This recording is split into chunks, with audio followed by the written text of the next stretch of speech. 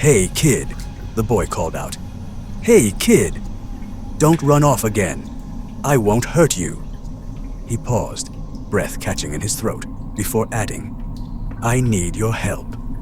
Please." And then, "No. Wait." The boy had been chasing that light for hours now, although he never seemed to close the distance. Each time he grew discouraged, he recalled with misplaced hope that the dark, empty space between himself and the kid who held the flashlight also never seemed to grow. It didn't seem to matter how many times, or how often, he lost sight of him up ahead. The sewer was a thirsty thing, drinking sound the same way it drank the light beyond. Every cry from his throat was inhaled mid-echo by the cathedral hush that pressed in from all sides. The sound of the boy's voice bouncing hither and yon on the grubby walls was broken only by the slop of his sneakers through the foul black water. As he trudged on, each step with a splash or slosh, the muck clutched at him halfway up his shins in the dark round tunnel. He couldn't help imagining he'd been swallowed into the decomposing throat of some slain giant. He held a glow stick out in front of him, casting an eerie green light that refracted off the slime climbing the walls. The glow shimmered across the slick surfaces and rippled on the thick, dark water below. If he stood on tiptoe, he could almost touch the ceiling, but he didn't bother. He didn't want to. That, too, was coated in the foul black slime, even more thickly here than the mucus sheen that wept from the walls around him. In the dull green light, the mildew clinging to the upper arch seemed to waver, flexing inward and outward like lungs, breathing, like the tunnel was breathing. It was subtle, rhythmic, and more than once he swore the breath could maybe be heard in moments when he strained his ears hard enough and listened close enough. The walls, he could see in places, were made of brick, though most of it vanished beneath layers of mildew and rot. The filthy water stretched out before him in a never-ending river, backlit in shimmering emerald and black by the green beacon he held. It flowed forward until it was swallowed by the darkness ahead, darkness that marked the abrupt, choking endpoint of his sight. He hadn't known a place could feel so confined while still seeming to stretch on forever and ever. The squelch beneath his sneakers shifted. The wet thud of each step thickened somehow, as though the walls around him were drawn back just far enough to give the sound more room to exist. He still felt as though he was moving through swamp water or mud, but the splashing evolved into a broader sound that might have the power to linger in the walls, the same way his earlier shouting down the tunnel had, but not quite. It didn't grow louder, and it didn't exactly bounce from wall to wall, but it seemed to broaden. The breadth of his footsteps expanded as though something vast was being pried quietly open nearby. Then, in the same moment that his ears noted the tonal shift, he found himself already standing in it. Another intersection. The new tunnel ran perpendicular to the path he'd been already walking, spreading off to his left and reaching forward with the same sort of ceaseless, boring yawns voicelessly expressed by the tunnels that the boy'd been following for the last 10 or 20 minutes since he took the last right. The intersection was built from the same stagnant dark and slimy mildew as the way before this, and before that, and before that. It was made with the same stink, the same bricks, the same forever damp. The offshoot was painted in the same sweating memories of dark, wet time, its surfaces shimmering in shades of verdant green and gleaming lacquered obsidian as he thrust the arm that held the glow stick down the new path and compared it with the old. He hadn't seen it coming. There'd been no curve, no widening. This new pipeway, same as the last 7 or 8 branches off to the left or right, or, on several occasions, both directions at once, appeared out of nowhere. One step followed another, and then, without warning, the tunnel widened, and he was presented with a choice in the silent dark. This time, he didn't turn. He was almost certain he wasn't supposed to. He kept going the way he was headed before the fork appeared. He only looked. He looked long enough to wonder if he was making a bad decision or a good one, telling himself again that this wasn't the way the kid with the flashlight had gone. Then, the boy kept moving the same way he'd been moving before. The next fork came much the same way, and the one after that too. They appeared like tricks of the eye, side passages revealing themselves only the moment he was walking past them, like reality only decided to render their existence in that same instant, drawing them into the tunnel after the fact to see what he'd do. They felt penciled into his peripheral vision, outlines of ghosted shapes not fully present until he turned his head this way or that, drawn out only by a subtle shift in the sound of his own steps. Sometimes he turned. Most times he didn't. He couldn't ever be sure, not really, whether these moments prompting sudden indecision, forcing an unexpected choice, were even real. Would this sewer act this way if the boy was not himself, but someone else? What if he was naturally someone confident and less indecisive? He thought that his mother was like that. Maybe. Would this place still split itself open so often, forcing conscious decisions, if he were his more adaptive, less insecure mother? Whether the decisions mattered at all, he didn't know. There were times he imagined walking forward without pause, without curiosity, head down, eyes on the water, no attention paid to the paths that revealed themselves. If he walked like that, with intention or commitment, would the forks stop opening? Would they split the tunnel like gashes in wet skin, bleeding the dark out sideways? Blood. That's what flowed down here. The soaking, viscous muck at his feet, breath held and thick, was the city's blood. If he stopped acknowledging those perfectly straight arteries that branched from the main path at clean angles, would they vanish entirely? Or if they were truly part of the sewer's intended design, would they fold away before he reached them? Would they retract into whatever intentionless geometry they'd grown from? He didn't know. What he did know, what he started to believe, was this: it didn't matter. The system wasn't a puzzle to be solved. It just was. Every intersection was just another artery split in the inner city's circulatory system. Every offshoot, just another line carved in service of movement, of pressure, of life. These sewers existed to force something unnatural through the insides of the ironworks and asphalt that sprawled above. The city by daylight, by the glow of neon at night, should be something inanimate, made to appear alive, but not actually be that way. This series of man-made structures and the veins below it carried something older than the city itself. Something dark. Something that granted breath and a heartbeat beneath the playgrounds of the massive concrete organism. Whether the boy turned or not didn't change the fact that the sewer water-turned blood sloshing thickly at his feet would still move. Because the metropolis it existed beneath had a pulse it should not have. And now, for reasons he couldn't explain, he moved through the subterranean veins that lie beneath the urban sprawl. An amoeba, a parasite, a human virus. What he believed was that no decision he made mattered, not really, or even at all. Deciding to leave this path and take that, to take every right intersection that presented itself, or to simply move forever forward. Nothing he chose would change anything. He'd always find the kid ahead eventually, because blood only moved in one direction. And although the sewer had hundreds, or maybe even thousands of arteries, they could only ever flow the one way. Eventually, he would pass through the heart. Maybe he already had. Maybe he'd been there and left again, spiraling out into one of the smaller veins, doomed to return without knowing. He couldn't tell. Every pulse from the world above led in a single direction. Every pulse moved either to or from the heart. If the kid with the flashlight was in this same circuitous system, their paths would cross. Not by choice, but eventually, inevitably. Another fork approached. It announced itself the way they always did, without warning. The light caught something in the water that hadn't been there before. The sound of his footsteps shifted. The air pulled at him differently, as if the space had changed shape and the tunnel had quietly turned itself inside out. A path opened to his left again, continuing past the lane he'd been moving down and stretching onward into shadow to his right. He looked left, holding out the glow stick and squinting, looking for something. Literally, anything that looked different. Each new branch made him clench his eyes, straining to see farther than before, hoping this time he'd spot something that broke the pattern. A grate in the low ceiling above. An inlet dug into a curb to drink away pooling rainwater. Something he could climb up and out of. A service ladder leading to a manhole. A pipe going directly up. He didn't care if it led to one of the city's dirty fountains or someone's filth-encrusted toilet in the slums. Again, just more of the same. Another copy of the tunnel he'd already been walking.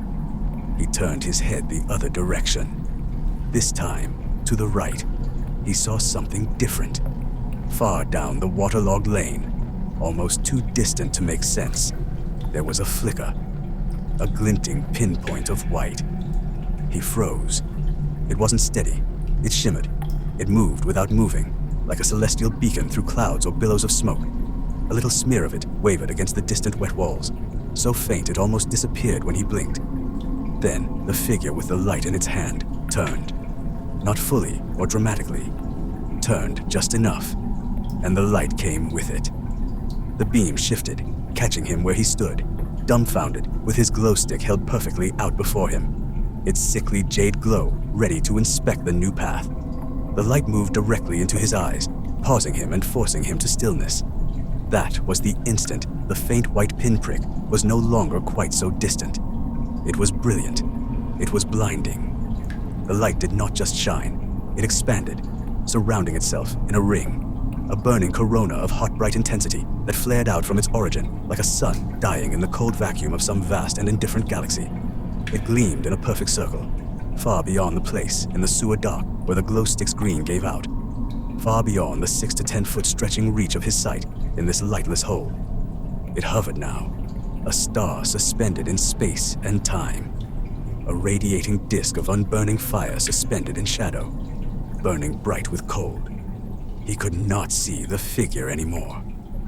Then the flashlight vanished sideways down another branch as the kid holding it ducked into another artery even farther down. As quickly as it flared, burning as brightly as a star at the moment of its end, the light collapsed and dark filled the void. The bright beam of the flashlight transformed into a singularity, sucking the emptiness ahead of the boy into a single inward gasp of the foul sewer's penumbrous breath. He stood there, glow stick trembling in his hand, his own breath caught somewhere between lungs and throat. The water lapped at his ankles. The algae living on the surface, and probably within the brick behind him, continued to sweat. The tunnel seemed to widen for a moment, then constrict, and he called out into the darkness. "No! Wait. Kid, don't run off. Why? Kid. Hey, kid, come back." For a moment, the boy stood at the tunnel crossroad, finally ready to surrender to the breakdown he'd tried expectantly to brace himself for. It loomed in the back of his mind from the moment he opened his eyes. No idea where he was or how he'd gotten here. Disoriented, the boy quickly patted his pockets and found himself in the dark, without a phone, and on the verge of hyperventilating in panic. He sat in foul-smelling water that coated his upper legs despite his shorts, seeping through them, his sneakers and shins submerged in a slick film of slime. There was nothing in his pockets save for a single round tube, a tube made of plastic. At first, in the tight darkness of the city's pipes, he wasn't sure what it was as he held it with both hands. But after about a minute, running his fingers up and down the cylinder and tracing the caps at each end, he realized it was a glow stick. When he snapped it alive, he breathed a sigh of relief for a moment. Then the panic returned with undue haste. He sat in the viscous sewage longer than he cared to admit, only springing to his feet when something unseen in the shallow current brushed against his ankle. He shot upward, fully and firmly on his feet, moving fast away from where he'd awoke. Originally determined to find a service shaft, he walked the dark pipes, hands sliding along the wall, with nothing but the green, otherworldly glowing tube of plastic to light his way. He fought the urge to vomit while his fingertips passed over the oily, rotting coating on the bricks at arm's reach on either side. The walls, the ceiling, and the water dulled every sound other than his sloshing footfalls and ragged breaths. Once his confused anxiety faded, it left behind a deep self-pity so strong he nearly wept. Then he saw the shape outlined in light beyond. He guessed the distance between himself and the distant silhouette to be about 100 yards, maybe less. The boy felt certain it couldn't be more, and he could tell from the shape of the outline in the dark that it was the shape of someone else stuck down here with him. Had to be. He knew this for sure when he shouted out, "Hey!" and the shape and light spun around. The black shadow vanished, replaced by a beam pointed straight into the boy's eyes. When the illumination turned back again, a full 180 degrees, it paused there for a moment, just a moment. An intake of breath held. Then the light shifted, right and bounced once, then twice, before disappearing down a tunnel to the right. The boy understood then that whoever held the light beyond had taken the fork at full speed. running as the dark closed over the empty space left in the flashlight kid's wake. The boy picked up his own pace, drudging through the shin-high, syrup-thick dark miasma that engulfed his sneakers. The boy couldn't match the stranger's speed, but neither did he fall behind. He might have sprinted, really sprinted, were he not so certain he'd trip and land in the polluted and foul-stenched wastewater lapping at his legs and trying to peel his trainers away like swamp mud, determined to pull them off. He moved like someone trying to quickly cross a bog and failing to move as fast as he meant. Now, as the kid ahead of him veered into a side path he couldn't quite make out, the boy raised one leg, pressed his foot unsteadily against the slick wall, and focused on his balance so he wouldn't fall. He pulled at the laces of one shoe and then the other, tightening both and tying each with a double knot. Now, over-tight to the point, his feet throbbed with the hammer of his pulse. He took off running with renewed determination. He moved as close to full sprint as the fall tide of putrid liquid in the sewer pipe allowed, heading after the flashlight kid where he disappeared down the right fork ahead. He raced down the tunnel, feet slapping the black murk and flicking giant pregnant slops of the effluvial mire into the air behind him. The sludge wake at his back created a quickly dying tide, slapping rhythmically against the sides of the city's bowels. The tunnel didn't narrow, but in the jaundiced frail light of the glow stick, it seemed once again to pull inward, the way he'd imagined earlier when he thought he saw the ceiling breathe. Now, it seemed to grow close around him, closing in and then falling away as the weak glowing light held in his fist bounced. The walls moved as though he'd passed through the stomach and into the large intestine, pushed along by rhythmic involuntary muscles through an endless black digestion. Sloshing, the sound of the sewage beneath his feet resounded in rhythm with his heart, while over and over, the echoes of each footfall expanded, then constricted again with intersection after intersection, appearing and disappearing. They came more frequently than before, more frequently than he felt reasonable. It happened with nearly every fourth or fifth step he took now. He ran, not simply to catch the flashlight kid, but to outrun the feeling that everything above was so far away, miles away, and his life, interrupted, was completely out of reach, meaningless, everything replaced by this dark maze of rot and ancient intent lurking in the void ahead of him, to his left and to his right, as well as behind. As the river drift of the dark flow pressed him to go further and further into the depths of the pipes, a certain fourth or fifth step opened up another intersection. Somehow, this, he knew instinctively, was the branch along the path where he must turn with an abrupt right face and continue. The current shifted direction as the boy shifted direction, and distantly, perhaps 75 yards ahead now, a faint white light pulsed dimly around another corner in the tunnel. It might have gone unseen if the passage were not so wholly and completely dark. He didn't slow. Cupping his hands to his mouth, he called out, "Hey!" And before he realized his grip had changed, the glow stick slipped from his hand and plopped into the sludge. The sprint he'd barely managed was ground to an abrupt halt with a second and third stride, slowing him to a full stop. Turning, he saw the bleak, dark effluent slowly molding itself around the stick's ailing light and hoped desperately to retrieve it, to not be fully lost in the dark. He took one step back, followed by another only to watch, too far to reach and hopeless, as the slurry of black grime swallowed the phosphorescent bit of plastic hole. It stole with it the faint green breath of light, and the sewer pipe began to choke on the sudden dark. "No!" He heard himself crying out the word as he fell onto his knees and began frantically digging through the excrement that flowed unnaturally thick along the concave curve of the pipeway floor.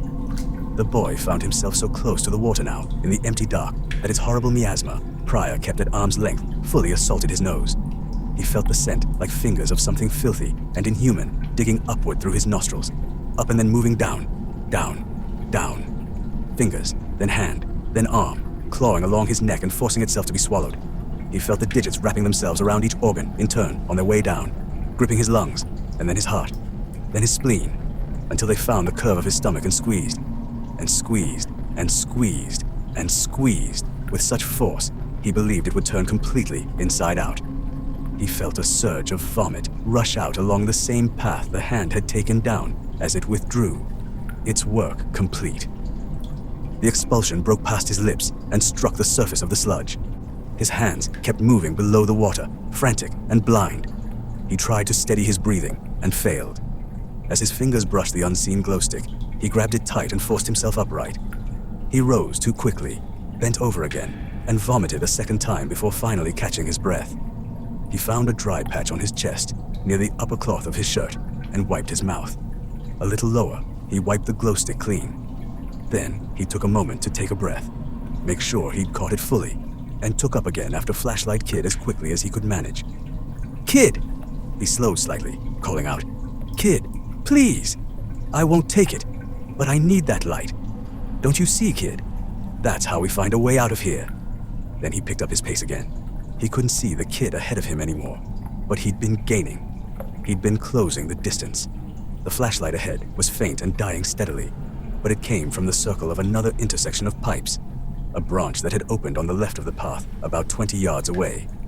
As he drew closer and closer to the artery, where the gleam of the flashlight grew steadily dimmer, he began slowing to prepare for the abrupt redirection into another off-shooting vein of the sewer pipe. The impending turn, now imminent, he pivoted his left foot, readying himself to follow his intended path. And as he did so, the boy began to slide, skidding off balance and unable to catch himself.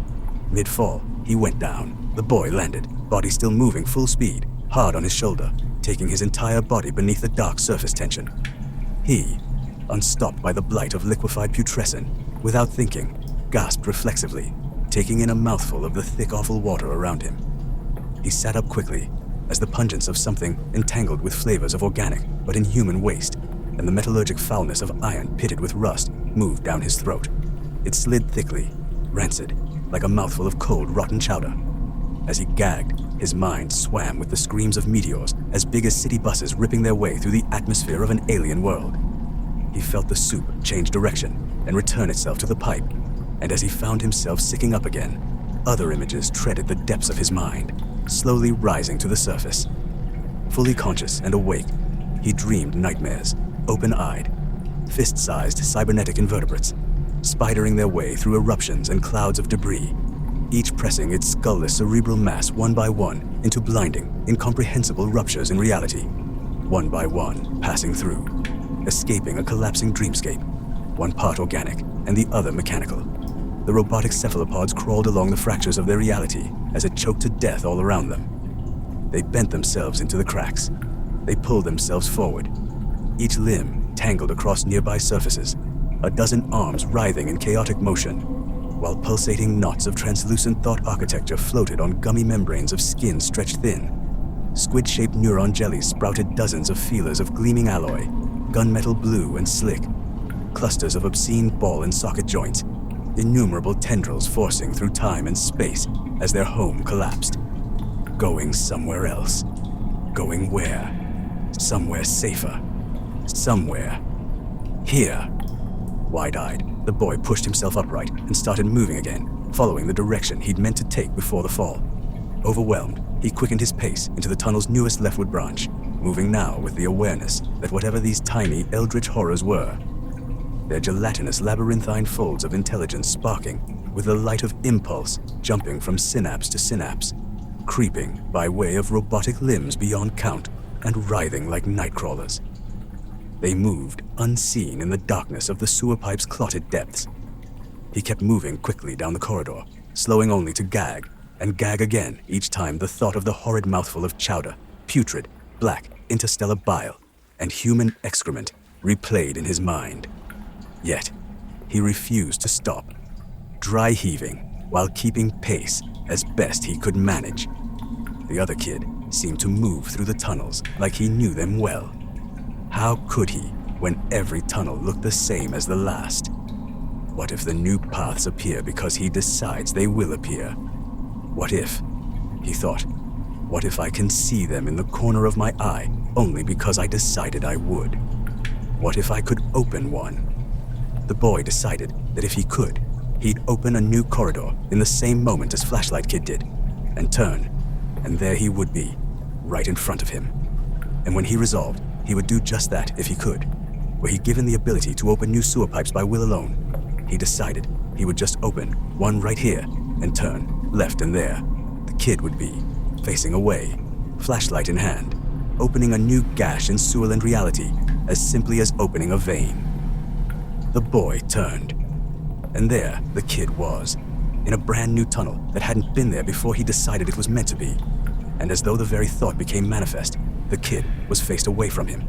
Stunned into quiet stillness, the boy didn't move. The timing of their breathing was somehow in perfect sync in the sewage water so dark. The kid gave no sign that the boy was even there, close enough to reach out and touch him. So the boy did just that. He reached out with both hands, grabbed the flashlight kid by both shoulders, and spun him around. He threw the glow stick to the ground, and before it even began to sink, he yanked the flashlight away from the kid in one rapid and fluid motion. The boy shined the light into the kid's face, and instinctively, the kid raised his arm to shield his eyes from the glare, but not before the eyes of one passed over the other for one moment, like a shudder or a hiccup of recognition. The boy lowered the flashlight a few inches. The kid lowered his arm. What was happening? How could there be a mirror down here of all places in the world? Number, not a mirror. How? Their eyes locked now, and the boy felt his eyes grow wide as he watched the kid's eyes grow wide in perfect unison. The boy and the kid each took a step backward, each of their jaws slack now in shock, hanging slowly open. Together they sang the same notes of a silent duet in the filthy dark tunnel. Then the sewer fell away around them. The sound of water, the sound of their breathing, all of it fell away. Even the steady dripping woven into the sewer's very walls seemed to fall away. The boy was looking at himself. The kid was looking back at himself. They each took another step back, then slowly another. They continued slowly backing away without breaking gaze for what seemed like minutes, and the boy wanted to say something. He couldn't say something. What could he say to himself? Recognition hollowed him out. There was nothing to say. He didn't know what was happening, and nothing inside him felt real. He couldn't be there, because he was here. He was right here. He couldn't be 20 feet away from himself, staring back at himself. It defied logic, defied reason. Something moved above them in the dark, moving somewhere behind the kid's head, sounding like iron nails tapping against the slick stone ceiling, a firm, quick, distinct tapping sound of metal on brick, despite the thick mildew coating every inch of tunnel above. The boy's eyes flicked upward, and he traced the ceiling with the beam of the flashlight. But before he could see, one of the creatures from his mind, one of the creatures that couldn't possibly be real, dropped from the ceiling, landing square on Flashlight Kid's dirty hair. The impact, soft, wet, a lump of metal and flesh, glistening in the beam of light. The boy watched, frozen, as the thing unfolded. Small mechanical tendrils dug into the kid's scalp and opened its mouth, revealing a ring of razor-sharp and shiny metal teeth, gleaming by the light of the flashlight. The kid's eyes shifted away from the boy's. They lifted, slow, terrified. The creature moved in an instant, moving from the crown of the kid's head in less than a second. Milliseconds. It dropped from his hair and over his brow line and down his face so quickly the kid couldn't have closed his mouth if he'd wanted to. It moved faster than recognition, faster than reflexes, reaching his mouth and forcing itself inside. The kid convulsed in place, not falling, as his throat bulged and the bulge moved down his neck and the creature drove itself deeper. Within every foot of darkness behind the kid, a chorus of clicking metal tendrils arose. The boy cast the flashlight along the distant walls. Along the ceiling, they rippled in the thick dark water, churning it into a slow-moving rapid of current behind him, and a dozen, then more crawled up from the sewage, dropped from the ceiling onto the kid's head, closed every inch of space between him and them. Every inch. Their mouths opened as they skittered across his body. His mouth still hung agape, and one after another they crawled inside, seeking entry through other openings big enough to accommodate their small fist-sized forms, and finding none, they tore open their own. The boy stumbled backward, choking on the air. He could hear the wet tearing noises of the metal teeth as they ground through skin and through bone. The kid had been dead before he could have known he was supposed to forfeit his dying breath in exchange for a scream, and within seconds, the body began to sag beneath the feeding mass, torn apart, swallowed. The squid-like creatures worked with the calm efficiency of machines, eating until the shape of the kid began to collapse. Then the voice came. "Hey, kid!" It called out from somewhere far away behind him. "Hey, kid! Don't run off again. I won't hurt you. If the boy couldn't recognize he'd called those very words earlier to a silhouette clutching a flashlight in the dark 100 yards away, he'd surely recognize the sound of his own voice, the sound of his own desperation. The boy turned. The flashlight wavered in his grip as he pointed it down the tunnel. A figure stood there in the distance, shin-deep in the polluted, mucky black of the slowly advancing sewer water current. It wore the shorts he wore, the same shirt, once white, but not as stained as his own was. Not yet. I need your help. Please, the figure called out. The clink of metal came quietly behind him. Then another. Then dozens. He turned back, and all that remained of the kid were his shoulders and head, now lolling forward and back, rising up a foot from the water where he'd stood only moments earlier.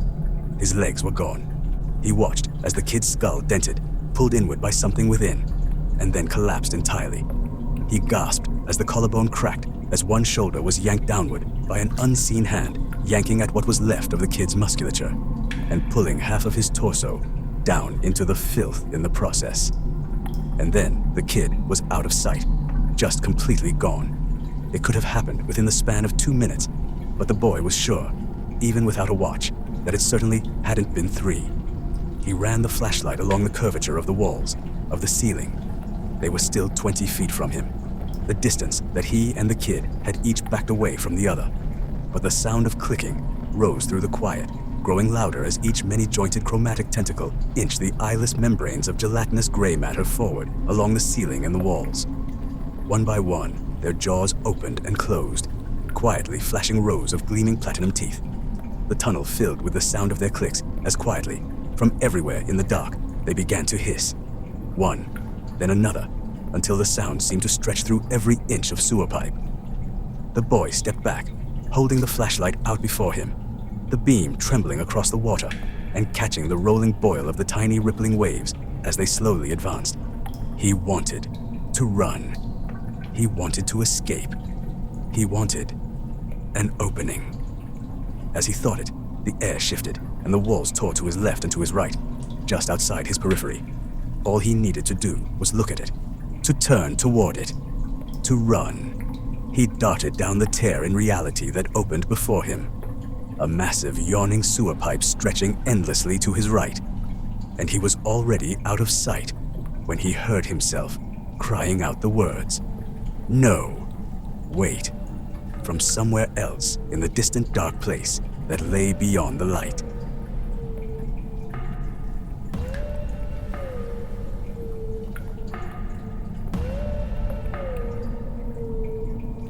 This whispered, dark lament, whose realm of origin lies beyond the fathoms of your conception, is the exclusive haunted intellectual property of our master, author of Unholy Things, Scott Savino.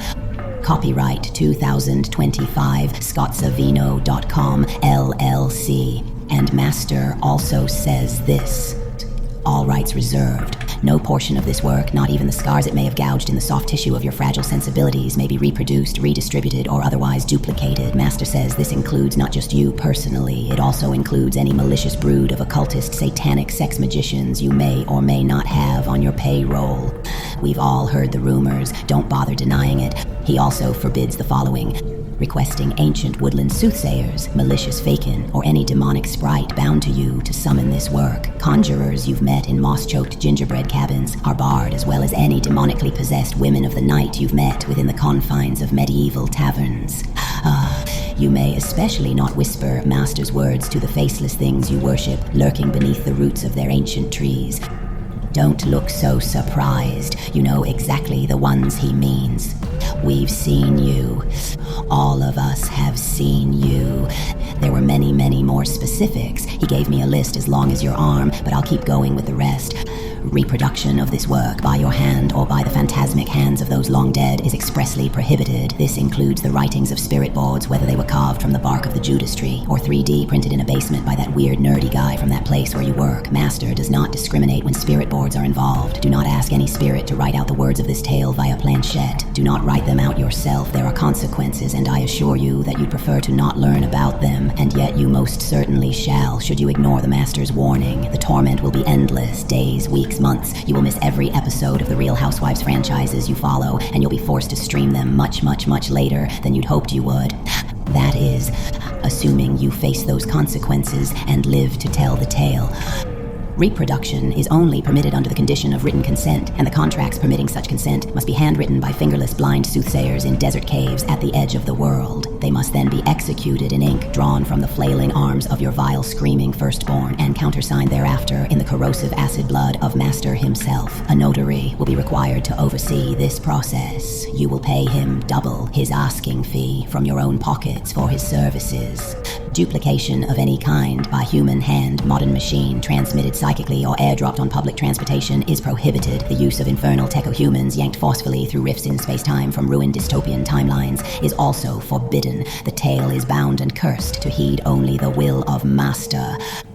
Proceed wisely, wretched thing, for forces worse than mortal courts lie in wait. Should he dispatch them, the Ostian enforcers are waiting within the limestone walls of the Void Spire Consortium's forgotten desert compound. These hulking, shirtless, muscled madmen, generously perfumed with a blend of sweat and designer fragrance, will find you. Hunting people down is what these men were born for. They'll seek you out, and you'll find yourself powerless to stop them. You'll smell them. You'll feel things. You won't understand or like the reason.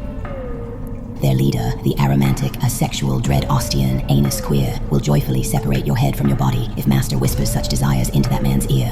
Run along now, and sleep poorly.